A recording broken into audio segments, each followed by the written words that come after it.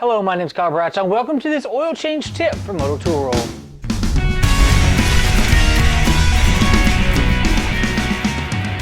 Changing the oil in a motorcycle can be a costly endeavor if you take it to a dealership. It can cost anywhere from $65 to $125 depending on your dealership. Today I want to take a few minutes and break down some of the key basics when it comes to changing your own oil at home in your own garage. Every year, make, model motorcycle, the oil change steps or procedures are a little bit different. On a simple application, this can take as little as 15 to 30 minutes. In more in-depth situations, you may have an oil change that could take up to an hour, hour and a half, depending on that year, make, model of the motorcycle. The first key is to lay out all of your tools prior to beginning the project. A drain pan, the new oil, an oil filter wrench, and something that lots of people forget is a new crush washer for the drain plug. Before changing the oil on any vehicle, it is very important to go ahead and get that vehicle fired up. Let that motor warm up to its operating temperature so that oil can circulate through the motor so everything gets lubricated. You're then going to shut off the vehicle, remove the drain plug, remove the oil filter cap, and then when the oil drains out sufficiently, go ahead and remove the oil filter from the vehicle. When it comes to removing oil filters, there's a couple key tools out there.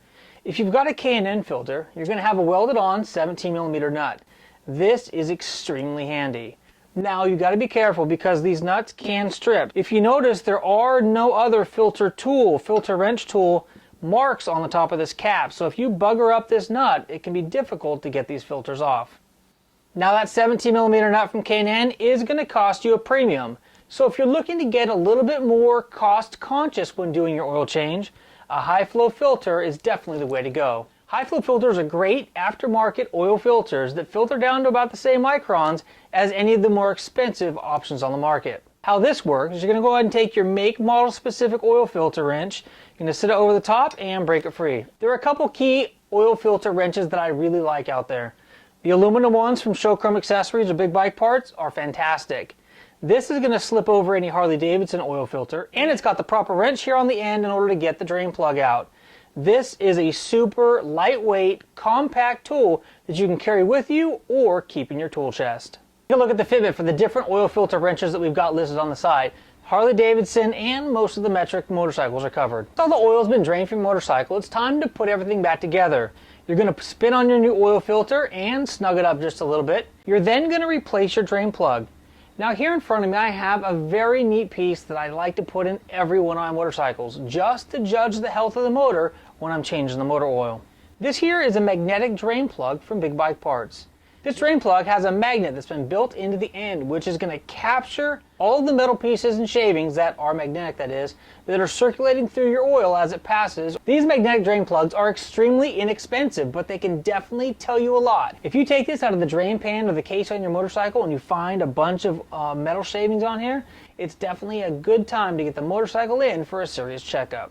Now one thing that people forget to do when changing their oil is change the copper washer or crush washer that's on the drain plug.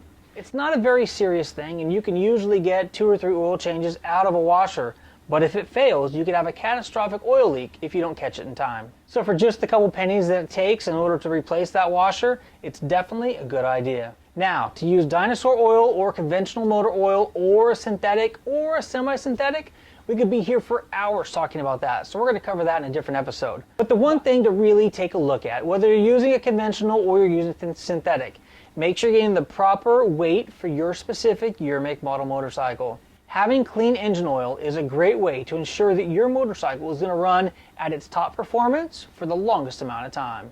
Now, once you've got the motor oil in the motorcycle, make sure that you start the bike up, let that oil run through the filter, and then you're going to make a couple final checks to make sure that the oil level is at the proper level.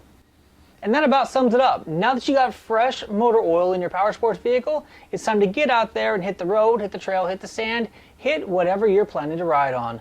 I'm Kyle Bradshaw, and thank you for joining me for this oil change conversation from Moto Tool Roll.